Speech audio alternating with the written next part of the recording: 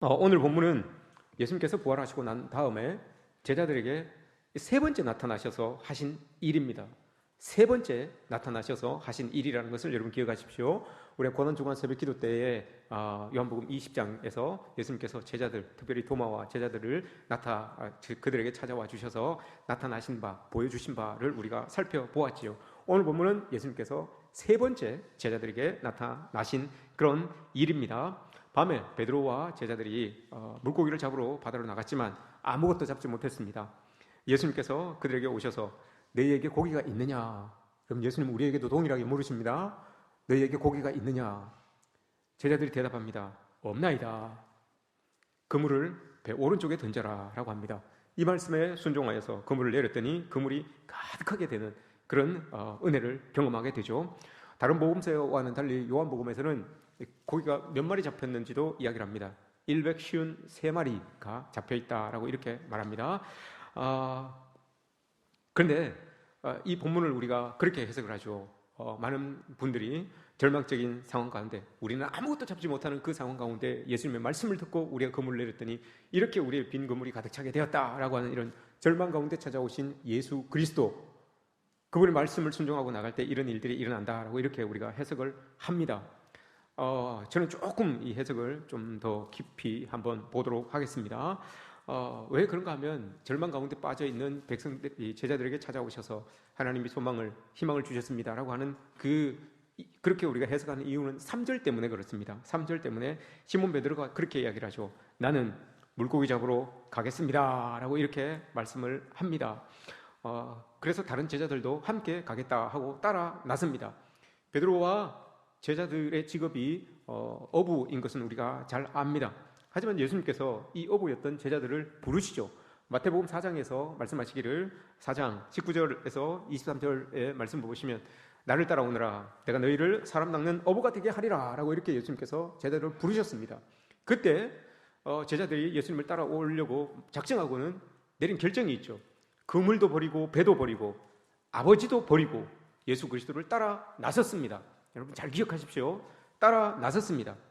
어부에게 있어서 여러분 배와 그물은 생계 수단입니다. 이게 자기의 소유고 재산입니다.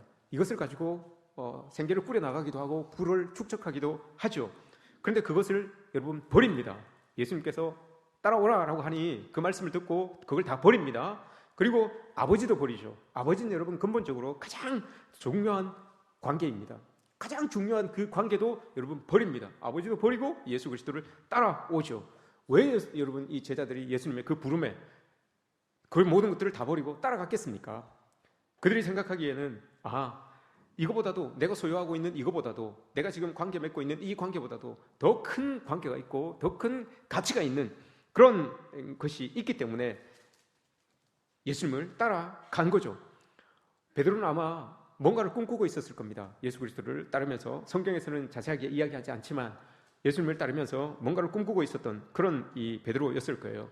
그도 그런 것이 그때만 해도 자기의 수입이 70% 이상을 여러분 로마에다가 바쳐야 되는 거예요. 세금으로 바쳐야 되는 그런 삶을 살아야 했기 때문에 아마 예수님께서 기적을 행하시고 이적을 행하시는 그런 모습을 보았을 때 예수님이라면 무언가 새로운 세상을 아마 만드실 수 있을 거야 라고 하는 그 기대를 가지고 모든 소유와 가장 소중하게 생각해야 할 그 관계까지도 다 끊어버리고 다 내려놓고 예수님을 쫓았던 그런 제자들의 모습을 볼 수 있죠. 그런데 예수님께서 그렇게 믿고 따랐던 예수님께서 십자가에서 돌아가셨습니다. 그것으로 말미암아서 이 제자들이 가지고 있었던 그 기대가 한순간에 그냥 물거품으로 싹 사라져 버리는 거죠. 그리고 나서 제자들이 여러분 뿔뿔이 흩어집니다. 오늘 본문 말씀에서 이야기하는 것처럼 생업으로 돌아간 것처럼 뿔뿔이 흩어져서 생업으로 돌아간 것처럼 아무리 고기를 잡아도 그 손으로 그것으로는 소망을 삼지 못하는 그런 삶으로 돌아간 그것을 여러분 성경은 돌아간 것처럼 그렇게 성경이 말합니다. 나는 고기를 잡으러 가노라. 그래서 여러분 주님이 찾아오셔서 소망을 주시고 그 배를 가득하게 했던 그물을 가득하게 했던 그런 것 그것 때문에 여러분 이 말씀이 소망을 주시는 말씀이구나. 절망 가운데 있는 우리에게 소망을 주시는 말씀이구나. 이렇게 해석을 합니다. 맞습니다. 여러분 이 해석도 맞습니다. 그러나 조금 더 원어적으로 한번 해석을 한번 해보겠습니다. 나는 물고기 잡으러 가노라. 나는 베드로가 말합니다. 나는 물고기 잡으러 가노라 할 때 고기를 잡다라고 하는 이 말이 여러분 죄송합니다. 비아조라고 하는 말입니다. 비아조. 근데 이 단어는 오늘 본문에 쓰인 이 비아조라고 하는 이 단어는 생선을 잡다, 고기를 잡다라고 하는데 쓰여지는 단어가 아닙니다. 사람을 이끌다, 사람을 건져내다라고 하는 말에 쓰여지는 단어가 비아조라고 하는 말이에요. 고기를 잡는 데 사용하는 단어가 아니고 사람을 이끌고 사람을 끄집어내는데 사용하는 단어가 이 비아조라고 하는 이 단어입니다. 내가 사람을 이끌러 가노라, 내가 사람을 구원하러 가겠다라고 이렇게 이런 의미를 담고 있는 거죠. 이미 여러분 앞에서 베드로가 예수 그리스도를 2번이나 만났기 때문에 베드로의 그런 옛 삶으로 회개한다는 그런 의미가 아니라 예수님을 만나고 난 이후에 부활하신 예수님을 만나고 난 이후에 베드로는 자기가 기억하잖아요. 마태복음 4장에서 사람 낚는 어부가 되게 하리라 라고 이렇게 말씀을 하셨으니 그거 한번 해보겠다는 거예요. 사람 낚는 어부가 되겠다라고 하셨던 그 말씀을 내가 한번 이뤄봐야지, 내가 한번 해봐야지 라고 이렇게 지금 베드로가 떠나가는 거예요. 그게 비아조예요. 내가 그거 한번 해봐야지. 예수님이 사람 낚는 어부 된다고 하셨으니, 나를 부르셨으니 내가 그거 한번 해봐야지 라고 이렇게 마음을 먹고 나가는 거예요. 그런데 문제는 여러분, 누가 고기를 잡으러 갑니까? 누가 고기를 잡으러 간다라고 이렇게 나갑니까? 베드로 자신이 나는 이릅니다. 왜 이 말씀이 중요한가 하면 여러분, 자기가 예수님께서 분명히 불러주실 때 사람 낚는 어부가 되게 하겠다라고 이렇게 불러주셨습니다. 그래서 그 마음을 가지고 나아가서 선교 사역, 하나님께서 부르신 그 어부의 사역, 사람 낚는 어부의 사역을 한번 해보고 싶은 거예요. 그런데 나는 내가 하는 거예요. 나는 내가 해보겠다는 거예요. 나의 의지를 가지고 내 방식대로 한번 해보겠다는 거예요. 그러니 여러분, 빈배밖에 안 되는 거예요. 오늘 말씀 여러분, 우리가 깨달아야 되는 건 이 말씀이에요. 나는 하나님께서 분명히 우리에게도 사명을 주셨습니다. 그리고 부활하신 주님께서 우리에게 나타나셔서 우리에게 사명을 주신 줄 우리는 알고 믿고 있어요. 그런데 그 일을 한번 해보겠다고 우리도 마음은 먹고 있습니다. 그런데 오늘 베드로처럼 나는 주어가 납니다. 주어가 나예요. 내가 가서 한번 해볼게요. 내가 한번 내 방식대로, 내 뜻대로, 내 마음대로 한번 해볼게요. 이렇게 하는 겁니다. 그러니 여러분, 빈배밖에 되지 않는 겁니다.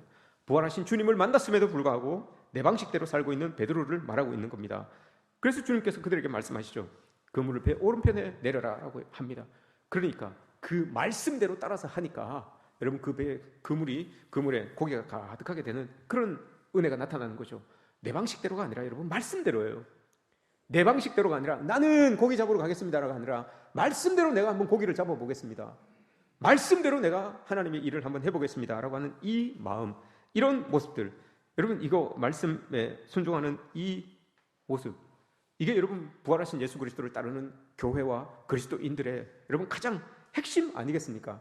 부활하신 예수 그리스도를 만나고 부활하신 예수 그리스도를 따라 산다는 것, 그렇게 부활하신 주님을 따르는 공동체라면 어떻게 해야 되는지를 오늘 본문에서 보여주고 있는 거죠. 딴 게 없습니다. 여러분, 나는 고기 잡으러 가겠습니다라고 하는 이 나는, 이것만 내려놓으면 됩니다. 이것만 내려놓으시고 하나님께서 말씀하신 대로 그 말씀만 붙들고 그물을 내리면 그 그물은 여러분 자연스럽게 고기로 가득하게 되는 은혜를 누리실 줄 믿습니다. 말씀에 순종할 때 만선이 된다는 것을 여러분 기억하시기 바랍니다. 교회와 성도, 특별히 부활하신 예수 그리스도를 만나고 고백한 교회와 성도라면 그들에게서 나타나야 될 가장 중요한 징표가 말씀을 따라 사는 겁니다. 부활하신 예수 그리스도를 내가 만났고 내가 믿고 살아간다는 그 징표가 여러분 우리의 삶의 자리에서 말씀을 따르는 것으로 나타나야 되는 거예요. 나도 그렇고 교회도 그렇고 우리 공동체도 그렇고 모두가 하나님의 말씀을 따라 살아갈 때 부활의 공동체구나, 부활의 주님을 믿는 공동체구나, 이렇게 느낄 수가 있는 거죠. 특별히 오늘 여러분 우리가 해석을 해야 되는 게 있어요. 6절 본문과 6절과 2절 말씀에 나오는 단어들을 해석해야 됩니다. 어떤 걸 해석해야 되는가 하면 7 제자, 그리고 그물, 그리고 153이라고 하는 이 숫자를 해석해야 돼요. 그냥 본문을 쭉 읽어내리시지 마시고 여러분 이걸 해석해야 돼요. 왜냐? 요한복음 21장은 여러분 요한복음 20장까지 끝나고 21장은 부록이에요. 부록. 요한복음 21장은 여러분 요한계시록이 쓰여지고 나서 1년, 2년 있다가 쓰여진 책이에요. 부록이라는 것을 여러분 기억하십시오. 왜 여기에서 이제 이걸 해석을 해야 되는가? 예수님의 제자가 여러분 몇 명이었습니까? 12이었죠. 근데 가룟 유다가 떠나가고 11명입니다. 그죠? 11명이 있어야 되잖아요. 근데 오늘 본문을 보시면 2절 말씀을 보시면 제자가 몇 명만 언급이 됩니까? 7명입니다. 다 세시면 나옵니다. 7명입니다. 7명. 11명인데 여러분 왜 제자를 7명만 언급을 했을까요? 이유가 있죠. 요한계시록에서 이 본문을 쓴 요한이 요한계시록에서 7교회를 이야기합니다. 하나님께서 다스리시는 그 7교회, 세상을 대표하는 그 7교회를 이야기해요. 그걸 여러분 이야기하기 위해서 7이에요. 요한계시록에서 이야기하고 있는 그 7교회와 무관하지 않습니다. 이 7이라고 하는 제자의 수는 11명이 있는데 굳이 7명의 제자만 쓴 이유는 요한계시록에 있는 교회를, 이 땅의 교회를 대표하는 7교회, 그것을 여러분 가지고 나와서 기억하게 만들기 위해서 제자의 수를 7으로 쓰고 굳이 7이라고 하는 그 숫자를 이렇게 강조하고 있는 거예요. 7 제자로 대표되는 7 제자가 나타내는 그 교회를 통해서 교회가 철저하게 하나님의 말씀을 붙들고 살아갈 때, 지배당할 때, 그 말씀의 지배를 당할 때 구원의 놀라운 역사가 반드시 일어난다는 것을 이 7 제자를 통해서 우리에게 이렇게 보여주고 있는 겁니다. 그러나 그럼에도 불구하고 나는 고기 잡으러 가겠습니다 라고 하면 여러분 빈배로 돌아올 수밖에 없다는 거예요. 하나님의 말씀이 쫙 이렇게 다스리고 있는 그 속에서도 나는 고기 잡으러 가겠습니다 라고 하면 그 사람은 빈배예요. 그 사람은 빈배를 경험할 수밖에 없다는 것을 오늘 말씀이 이야기하고 주고 있는 거죠. 또한 그물도 마찬가지입니다. 많은 고기를 담고 있는 그 그물도 역시 교회를 상징하는 것이 맞습니다. 11절 말씀해 보시면 고기를 많이 잡았는데 그 그물이 찢어지지 않는다, 찢어지지 아니하였다라고 이렇게 이야기를 합니다. 건강한 교회죠. 교회가 여러분 건강하니까 그물이 교회라고 했습니다. 건강한 교회이기 때문에 여러분 찢어지지 않는 거예요. 찢어지지 않는 그런 이 그물, 튼튼하니까요. 교회는 여러분 영적으로 튼튼해야지만 찢어지지 않습니다. 아무리 많은 교회, 아무리 많은 고기, 이 그물이 찢어지지 않는다는 것은 여러분 그 고기의 양도, 그 고기의 그런 무게도 다 감당한다는 거 아닙니까? 감당하니까 안 찢어지는 거잖아요. 찢어지는 건 그럼 뭡니까 여러분? 그 무게를 못 감당하는 거예요. 그 고기의 수를 감당하지 못하는 거예요. 그게 찢어지는 거예요. 그 그물이 찢어지지 않기 위하여서는 여러분 촘촘하게 잘 이렇게 엮여 있어야 되는 거예요. 교회라고 하는 공동체가. 그래야지만 어떤 고기들이 있어도 어느 만큼의 무게가 있어도 여러분 그것을 다 감당할 수 있는 거죠. 이게 여러분 건강한 교회의 지표를 삼을 수 있는 게 여러 가지가 있습니다. 뭐 큰 건물도 그럴 수 있겠죠. 많은 성도들도 그렇겠죠. 재정이 많은 그것도 괜찮겠죠. 그러나 건강한 교회의 지표를 삼을 수 있는 것은 뭐라 해도 여러분 말씀으로 다스려지는 교회, 그게 여러분 제일 건강한 교회예요. 하나님의 말씀이 떨어져서 그 말씀에 순종하면서 그 말씀 때문에 부흥하고 성장해 나가는 교회, 그게 여러분 하나님께서 함께 하시는 건강한 교회라고 하는 그 지표예요. 이런 교회가 여러분 우리 교회가 되어야 되지 않겠습니까? 오늘은 여러분 특별히 부활주일이기도 하고 우리 교회 창립 기념일이기도 합니다. 창립 기념일입니다. 124주년 창립 기념일이기도 합니다. 우리 교회를 여러분 말씀 준비하면서 이렇게 돌아보죠. 엄청나게 많은 물고기들이 여러분 우리 교회 안에 이렇게 그물 안에 갇혀 있었을 때가 있었습니다. 엄청나게 많은 성도들이 여러분 이 본당이 터져 나갈 정도로 다 이렇게 그물들이 탁 촘촘하게 딱 해서 많은 고기들이 풍성하게 이렇게 잡혀 있었을 때가 있었습니다. 그러나 건강하지 않은 시기를 지났습니다. 그물이 찢어지는 시기를 여러분 우리가 겪었습니다. 그래서 그물이 쭉쭉 찢어져서 그 안에 많이 있던 이 고기들이 여러분 다 빠져나갔어요. 다 빠져나가고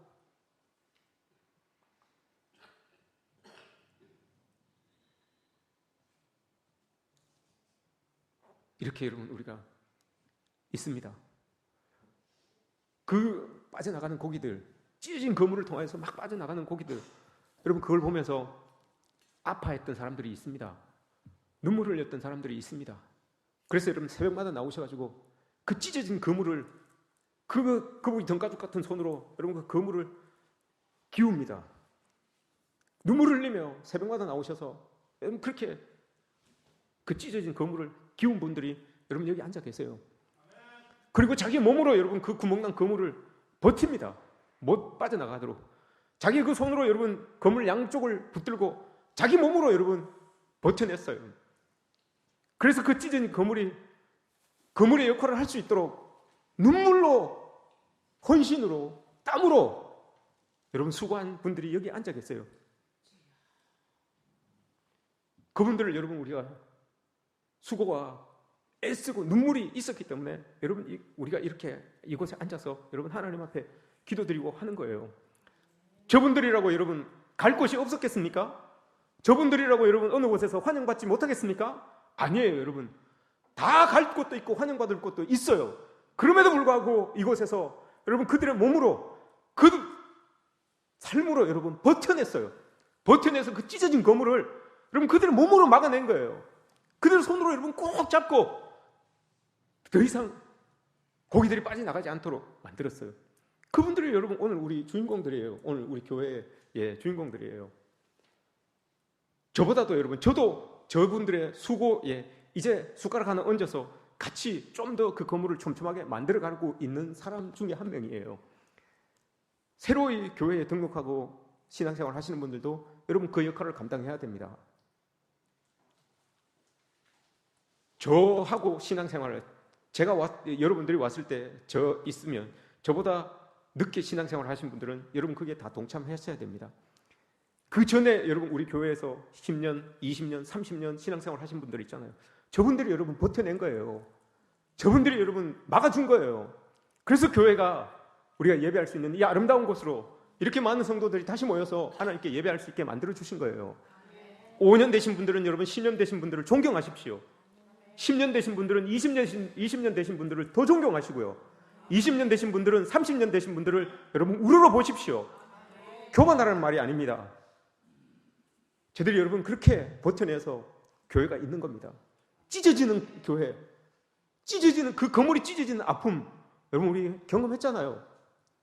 우리 여러분 경험했잖아요. 다시 여러분 교회가 찢어져야 되겠습니까? 다시 여러분 그 찢어진 교회를 통해서, 건물을 통해서 여러분 많은 고기들이 여러분 다 빠져나갔으면 좋겠습니까? 나는 고기 잡으러 가겠습니다 라고 하면 여러분 건물은 찢어집니다. 내 방식대로, 내 뜻대로 내가 뭐 한번 해볼까? 건물은 여러분 건물은 찢어지게 되어 있어요. 지금까지 버텨주신 분들은 여러분 그런 마음들을 다 내려놓은 거죠. 제 이후에 저와 함께 신앙생활하고 계시는 분들도 여러분 거기에 동참해 주시기 바랍니다. 내가 고기 잡으러 가겠습니다라고 하는 그 마음 여러분 내려놓으시기 바랍니다. 그리고 저들이 몸으로 버텨낸 이 교회, 눈물로 버텨낸 이 교회, 그들이 여러분 삶으로 기워낸 이 금을 여러분 우리가 함께 지켜나가야 되는 것 아니겠습니까? 이런 모습들이 우리에게 있었으면 좋겠습니다. 부활의 주님을 만났음에도 불구하고 여러분 베드로가 나는 고기 잡으러 가겠습니다 라고 이렇게 이야기를 합니다. 이게 여러분 왜 안 좋은 건가 하면 베드로가 여러분 영향력이 있었던 사람이에요. 그러니 여러분 뒤에 뭐라고 나옵니까? 다른 제자들이 함께 나도 그럼 갈게요 라고 따라 나선다는 거예요. 이게 안 좋은 거예요. 여러분 그물이 찢어져서 나가는 거 어쩔 수가 없죠. 그러나 여러분 베드로처럼 쭉 찢어서 자기가 간다고 하니까 영향력이 있으니까 많은 사람들이 그냥 우르르 이렇게 몰려다니는 거예요. 이렇게 되면 안 되는 거예요. 이렇게 되면 교회가 여러분 어려워지는 거예요. 저는 바라고 원합니다. 우리 교회가 다시 한번 찢어지는 그물이 되지 않았으면 좋겠습니다. 풍성하게 그 건물 안에 많은 고기들이 모여서 모두가 여러분 그 고기를 구워 먹으면서 잔치가 될 수 있는 그런 우리 교회가 되기를 축복합니다. 또 하나 여러분 우리가 기억해야 되는 게 있습니다. 해석해야 되는 게 153이에요.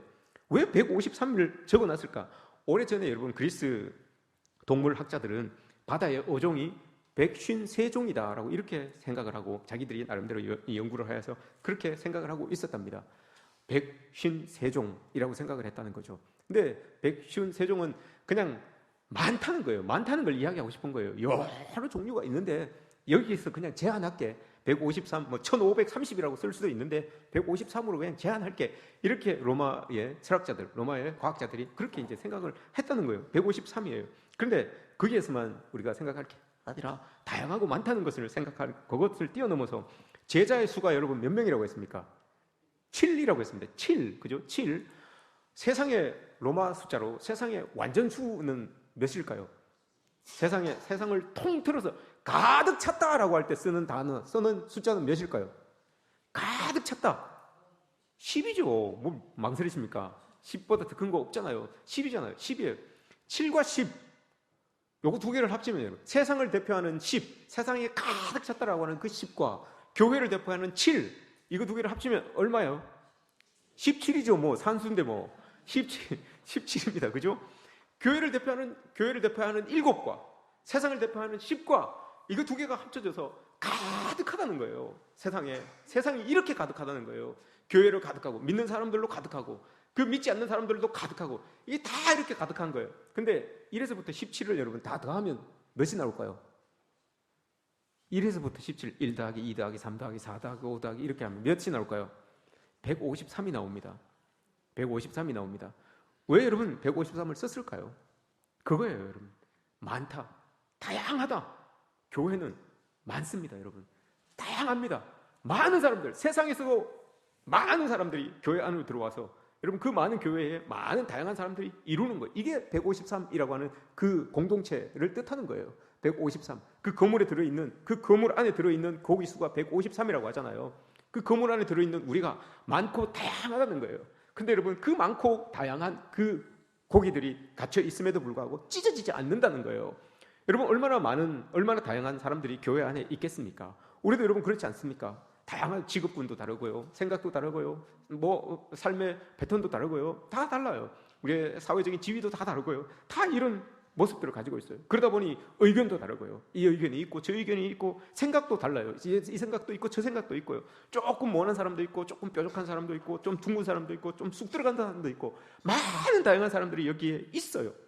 근데 그 사람들이 조화를 이룬다는 거예요. 153은 조화를 이루어서 많은 사람들이 다양하게 있어서 그럼에도 불구하고 그물이 찢어지지 않는다는 것을 보여주고 있는 겁니다.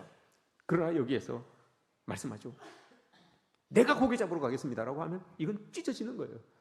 그 다양함을 내세워서 그 다양함 속에서 내가 한번 튀어보려고, 그 다양함 속에서 내가 한번 드러나 보려고, 내가 그럼 한번 고기 한번 잡으러 가보지요 라고 이렇게 하면 여러분 그 다양함이 파괴되기 시작합니다. 그 다양함이 자기의 주장이 되기 시작합니다. 그 다양함이 여러분 자기의 아집이 되기 시작합니다. 그러면 그물은 찢어질 수밖에 없는 거예요. 이런 교회 여러분 우리가 기억해야 됩니다. 여러분 저는 소망합니다. 앞으로 모아 교회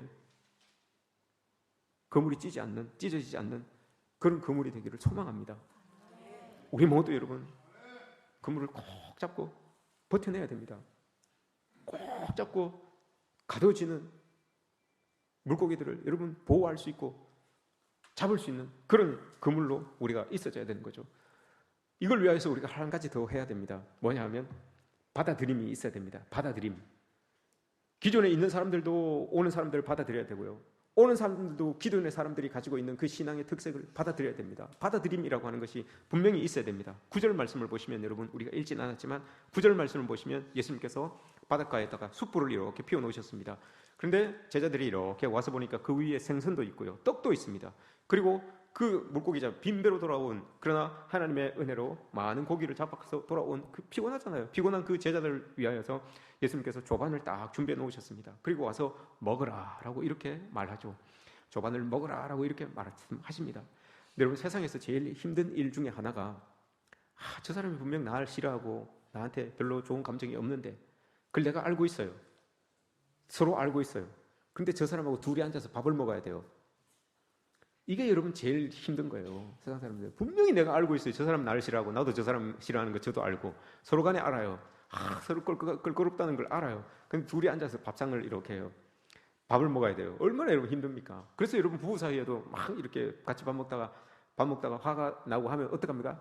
숟가락 딱 넣고 돌아가잖아요. 못 먹는 거예요. 화가 나면 서로 화난 걸, 서로 싫어하는 걸 아는데 둘이 앉아서 어떻게 그걸 꾸역꾸역 밥을 먹고 있겠습니까? 근데 오늘 그렇잖아요, 여러분. 베드로가 예수님을 배반한 사람이에요. 배반한 그 베드로를 예수님께서 위하여서 상을 쫙 차려 놓으셨습니다. 그리고 베드로에게 와서 먹으라 이렇게 이야기를 합니다.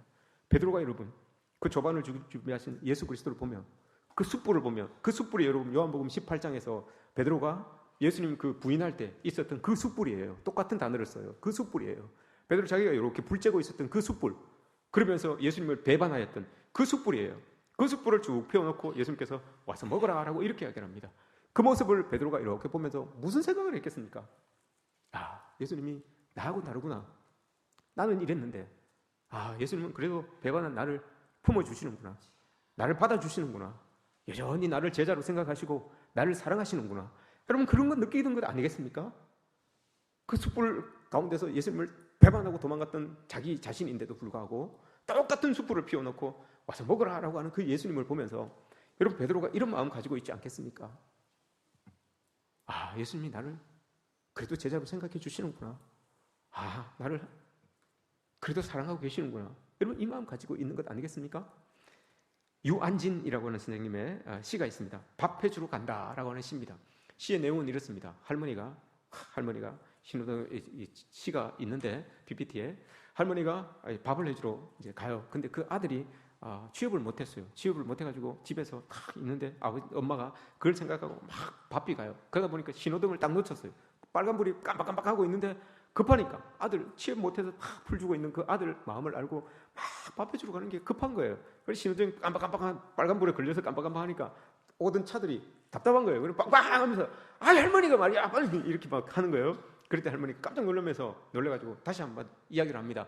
아니, 맨 밑에 치지 못한 막내 놈 밥 해주는 거, 자식 밥 먹이는 일보다 더 중요한 게 뭐요? 이렇게 하면서 소리 지르면서 밥 해주러 가시는 거예요. 그 내용이에요. 치지 못한 자식이 얼마나 절망 가운데 있겠습니까? 엄마가 그걸 생각하니까 여러분, 신호등이고 뭐고 이게 뭐 눈에 들어오겠습니까? 급한 마음으로 지금 가고 있는 거예요. 여러분, 예수님의 모습이 보이지 않습니까?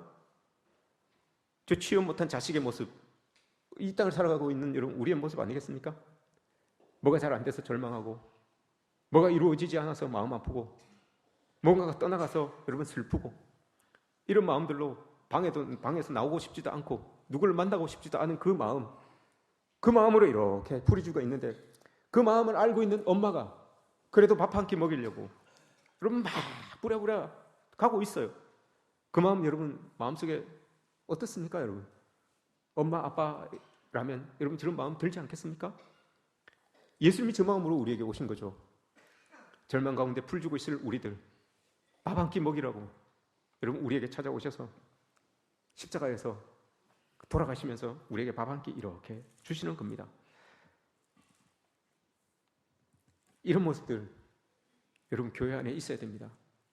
받아들임이 있어야 됩니다.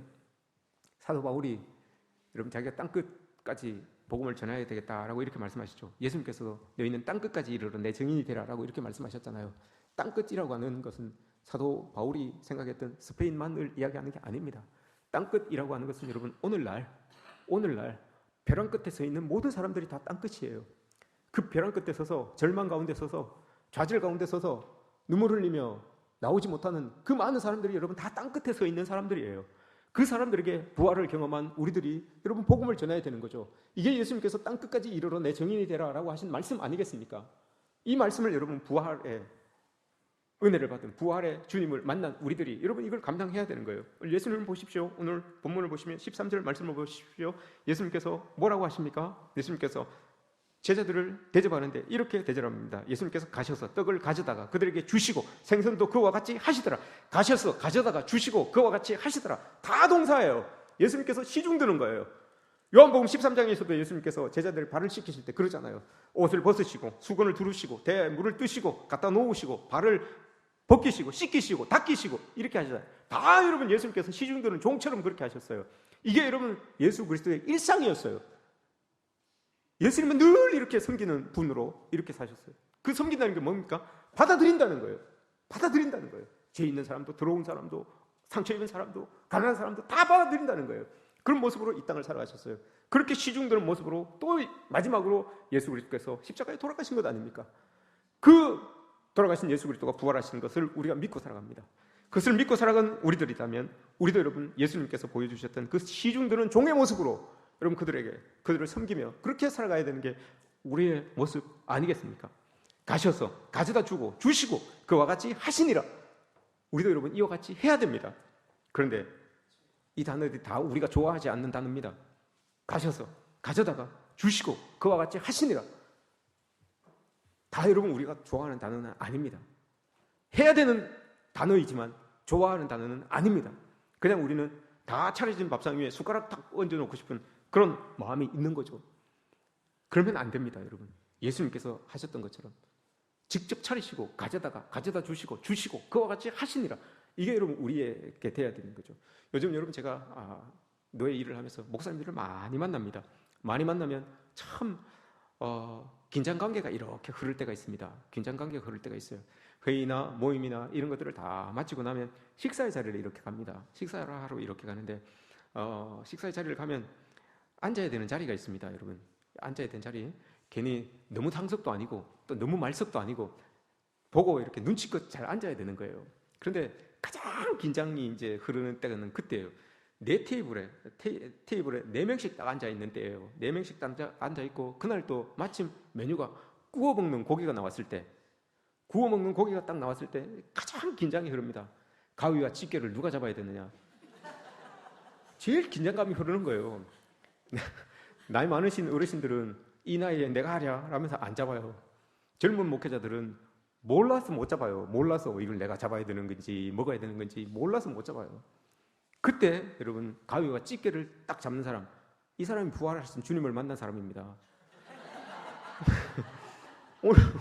오늘 부활하신 주님께서 여러분 시중 들고 있잖아요. 숯불에 구워서 시중 들고 있잖아요. 그죠? 그죠? 그러십시오, 여러분.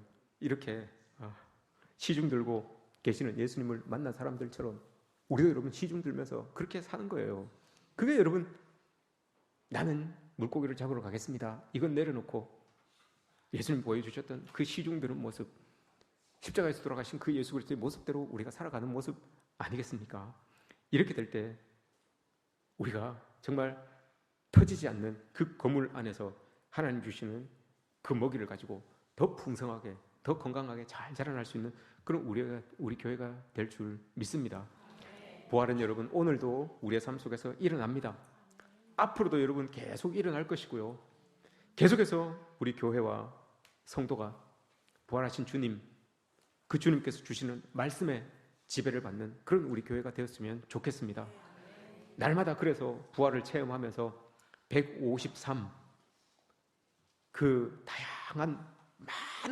다양하지만 많은 물고기가 여러분 가득 차 있는 그런 우리 교회, 그려함에도 찢어짐이 없는 우리 교회, 그 교회에서 복받고 천국 잔치를 이루어 가시는 저와 여러분들 되시기를 주님의 이름으로 축복합니다.